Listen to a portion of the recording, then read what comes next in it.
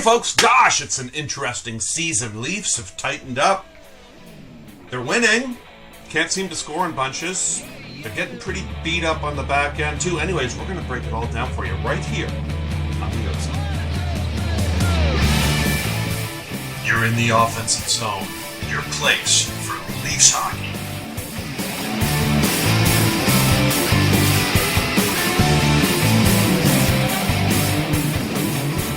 Hey folks, welcome to the Ozone. That's Coach. That's Katie, and I'm the Devo. We're here to talk all things Leafs. Listen, remember, hit subscribe, ring the little bell. You'll never miss any content. Also, like and share this video. Very important. Broadens the audience. Leave a comment. It helps us get better.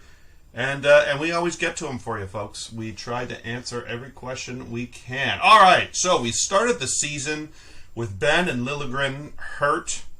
Muzzin goes down early, rather gruesomely. We might get to that in a bit. The injury has now been reported as being very serious, putting his return in jeopardy.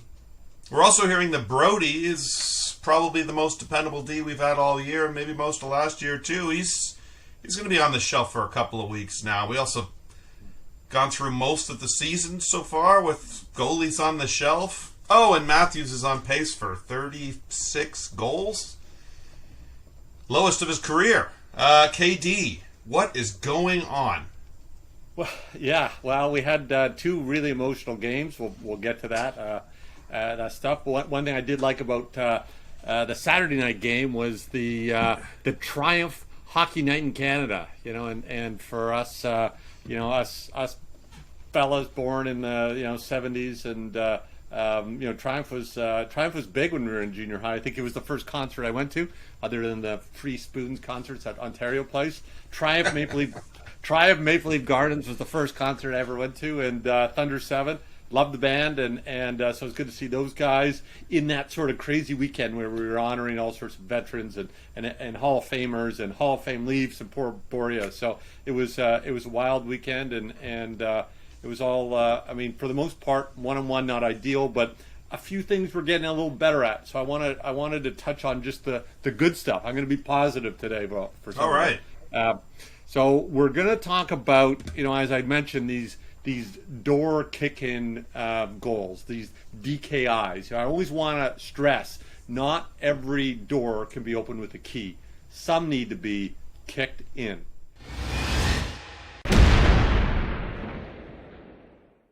Okay, so we didn't see a lot of it really for the first part of the season. We're starting to see it. We saw it a little bit more. I'm going to touch on, I guess, DKI award number one on Friday against Pittsburgh, and we have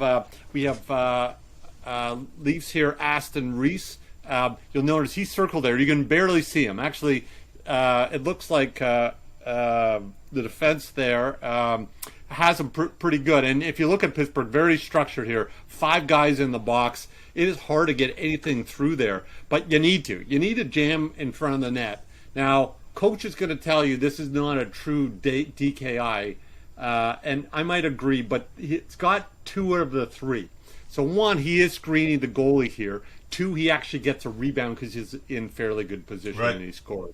So we're going to give that. We're going to give that a DKI award just because there's been virtually none of that this year. Yeah, he didn't skate past the net.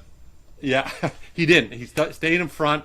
The Tang, had him covered, but again, he was right in front, screening the goalie, causing a bit of havoc. He got a good break and scored. Now what we're going to do is see a little bit more on 2 of the big goals. I guess the tying goal and the go-ahead goal on Saturday. Against Vancouver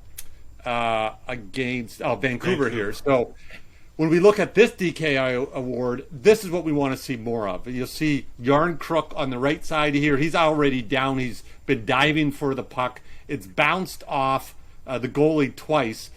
Bunting's in the middle there, and he's taking some abuse from 2 guys, and he's about to go to ground. He's taking abuse for the team and really digging in there. And what's happened, we have Engvall wide open in the right spot, getting a lucky bounce right on his stick and in the net. So if you notice, we're outnumbering, or at least we're throwing lots of bodies in front of the net. We're jamming for pucks. We're getting rebounds, and that's what we need to do more of. Coach, we've said it before. We need to score. We need to see more from those bottom lines. So guys like Yarncroc and Engvall, they need to do this all the time, all the time. Like not just occasionally. This has to be a regular shift. Now let's go to the DKI number 3. And if you look at the formation, it's very similar to the last goal. Who do we see here? It's Matthews on the right side. It's Engvall in the middle, and Jordy Ben, if you can believe it. So what do we have? We have 3 guys in front of the net, all going for it, causing trouble for the goalie, causing screens. The puck missed the net, and we got a fortuitous bounce, but we were also in good position. You can't get a fortuitous bounce if you're not in a good position. So we threw numbers at them. They had to scramble to get the puck. When we got that good bounce, Jordy Ben was able to put it in. So, there's example of 3 times we caused havoc in front of the goalie. We caused problems. We got rebounds. We chased pucks. They need to do it more. The DKIs are back. That's great to see. Great segment, Kev. I mean, Hockey Night in Canada with Triumph. I was spellbound on that segment. You really followed. You really followed your heart. All right, Coach. Hey, the boys lay it on the line. Yeah, you had a little magic power with you there, Coach. Yeah, that's well done. Listen, Coach, 7-4-1. What's the story with these Leafs? Are they all of a sudden a defensive juggernaut, or is something going to change here? 7-4-1, 99.5 or so points. Mm-hmm. About 100 points. Their pace right now. So that's kind of what a reasonable person would have expected to start the year. We said that. They're going to be a 100-point team. They're going to make the playoffs. We might not have seen it happen this way. Lost a bunch of games they should have won. Won a couple games they probably should have lost. But, hey, that's where we are right now. Through some injuries too. The season goes up and down. Mm-hmm. But I think to expect more than that, to expect a November like we had last November is too much. It's too much to expect. First off, Jack Campbell went on a super heater last year. Yeah. He is safe to say not doing that in Edmonton this year. Oh, have you seen that? I love the guy. Boy, Jack, I hope you pick it up. We've had some trouble in goal. But look, we went into the year and we assessed the roster like this, guys. Yep. The top 6 is unchanged. Unchanged. The same 6 guys are there. One of the 6 that in that top 6 is playing better this year than last year. Okay? So that's a contributing factor. The bottom 6 is not as good as last year. Mikheyev, who's not having a great year, but they have not adequately replaced Mikheyev or Kasha. Mm-hmm. And I think you could argue Mulligan's been pretty decent. He's probably about equal to Jason Spezza. Probably, but maybe a little better. I don't know. And Camp's not as good as he was last year. Camp hasn't been as good as well, right? Yeah. So the bottom 6 isn't as good roster-wise and isn't playing as good. The D is not as good. Okay? Ilya Lyubushkin is gone, and they did not replace him. And Lyubushkin, you may say what you will about him, but he played every game of the playoff series. Justin Hall didn't. Timothy Liljegren didn't. But Lyubushkin did. So the D is worse. And then don't get me started on the goaltending. So 100-point pace, I think we should take it. But look, guys, for me, that wasn't the story of these games on the weekend. The story, I don't know about you guys, but down where I live, it got really dusty in those pregame. Yeah. So here's a shot of not even the Salming thing on the Saturday night. The Friday night, here's when they were all out there for the Hall of Fame game. Here's a shot of Sittler with Borje Salming. Oh my gosh, Sittler, he had the welled up. We're going to cover Salming in a separate one, but I want to talk about Sittler for a second. He was so emotional, and they interviewed him afterwards. He's just so sad. Borje's such a great guy. You know who's a great guy? Daryl Sittler. Mm-hmm. And here's evidence of how great a guy he is. Let's roll this little clip here for my 50th birthday. There we go. Hey, Scotty, Daryl Sittler here. It's early in the morning.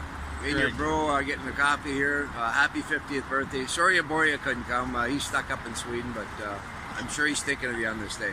Have a good one. Thanks. Okay, so look, here's a guy. He bumps into my brother at a Tim Hortons. It's probably 50-50 my brother was stalking him at that Tim Hortons. and my brother says, hey, my brother's turning 50. Will you do a little video? He goes, sure. You can see his hair's all over the place. It's probably 6 in the morning. And he goes, hey, my brother's a big Borje Salming fan. So he does that little 10, 12-second clip. Borje can't make it. He's over in Sweden. What a prince of a guy that guy is. Mm-hmm. Unbelievable guy. And you could see, like, he leaves his heart is on his sleeve, right? And he was so sad. He was sad the next night, too. And I'm glad to see they could pull out a win because that was super emotional, guys. It really was. Yeah, absolutely. Yeah, something else. Not a dry eye in the house. Look, maybe some other sort of not so great news. We've been talking a little bit about Muzzin of late. A few other videos on it. It looks like that's likely going to be coming to an end. But I'll change gears a little bit. We'll try to maybe sweeten the deal here a little bit. Ben and Liljegren coming off IR both performed extremely well. We all assumed Liljegren would sort of ease into it, and he has sort of 2 goals in his first 2 games back. Brody, the partner whisperer, we'll call him, is a concern. I mean, he was actually getting the best out of Hall. Hall, for a couple games there, was kind of looking like Hall from 2 years ago. Let's hope that's a speedy recovery, and we hope he comes off the IR looking okay as well. Leafs look like they're getting some help from Murray coming in, likely going to get the start against Pittsburgh a little bit late. I thought it was going to happen on the weekend, but that's okay. It's gonna mean that cap situation is going to start tightening up a little bit. I know we still got a little bit of room there, but it's going to start getting. I think they're going to have to start sending some guys down, playing with a shorter bench. Still weak on the back end, especially with Brody down. What needs to happen, KD? Well, we've talked about many times. I mean, Brody is sort of the secret of that defense core. Either he unlocks Riley at the top, or he brings up a Liljegren or a Hall. And with Giordano not really able to play legit top 4 minutes. You're in a big problem. I mean, Liljegren hasn't looked terrible. I worry a little bit that he gets pushed around a bit when he plays too much or plays against some of those bigger lines. He's been pretty decent. Hall has been up and down. He's played better with Brody, but now all of a sudden you have a bunch of guys you can jam at that that third defense pair, but you're not getting that second pair. So now that when he's gone, it's just a gaping hole. So. Yeah. They're going to have to. I think the big move, rather than solidify the forwards, the big move is going to. You need to get that big D now. I think that more than ever, you need to either get. I think you can legitimately do it on the left side, but you need to certainly ideally get that right D who can play 20 minutes again. Look, when you look at the lineups, it certainly makes that you can make that argument. It's just the score sheet, somehow it's not adding up. Coach, what's going on? What are the problems here? Well, despite the fact that with Brody out, every single D that is on the roster is a 6-7 guy, except for Riley. Despite that fact, the D is not the problem here, fellas. They're top 5 in the league at 5-on-5 goals against. Yep. So the D is not the problem. Now, it's going to be worse with Brody out. It is worse with Muzzin out too. But we're holding the fort. Team defense-wise, we've been okay. I think part of that is Samsonov's been really good, and Shalgren's he's been fine. Yeah. So he's been okay. He was good last game, right? Certainly good last game. Yeah. Up and down, but for the most part, okay. So I think the problem is scoring. So 26th in the league at goals for 5-on-5. That's unheard of. Matthews himself should be bringing us somewhere in the top 10 at 5-on-5 goals. He scores a lot of his goals 5-on-5. It's not happening. His shooting percentage is still really low. He's going to start scoring. But as I said earlier, right, the top 6, other than Tavares, not off to great starts. That'll change. It'll get a little better. In terms of what you asked, Mike, when's the big move coming? What do they need to do? There's no big move coming. There isn't. I mean, other teams got to figure out whether they've got a shot now or not. And with the announcement for Muzzin's when he's going to get reevaluated, it's mid to late February, which really means in advance of the March 6th trade deadline. So I don't think anything's happening between now and then. It's such a big chunk of money, guys, 5.7, that you don't know if you're going to be able to spend or not. You kind of have to hold on to it. So I think they're going to roll with what they've got. And look, I mean, if you're looking to save cap money and make a really big splash, I would offer this spicy take-up. Samsonov's close to coming back. He didn't go on long-term injured reserve, so he can come back anytime. He's skating already. Shalgren has proven he's an okay, adequate NHL backup. Matt Murray comes back. If he gets hurt again or if he struggles, there's another 4.6, 4.7 you could waive, and now you can make a big splash. So, yeah, but you take you don't take all that off the cap when you waive them, though, right? I think there's a big move to be had. I think it's distressing to have Murray on the cap for that number if he's not going to perform. So we'll see. He's going to get a chance. He's coming in Tuesday, and I hope he gets on a roll. But I think there's now some options if he doesn't. Yeah. All right. Well, there you have it, folks. That's been an up and down season so far, but not here. We're keeping it pretty calm over here on the Ozone. I know the DKIs came out. That's exciting, but we're going to keep it real for you. We're going to keep it honest for you. We got everything you need to know about the Buds right here on the Ozone.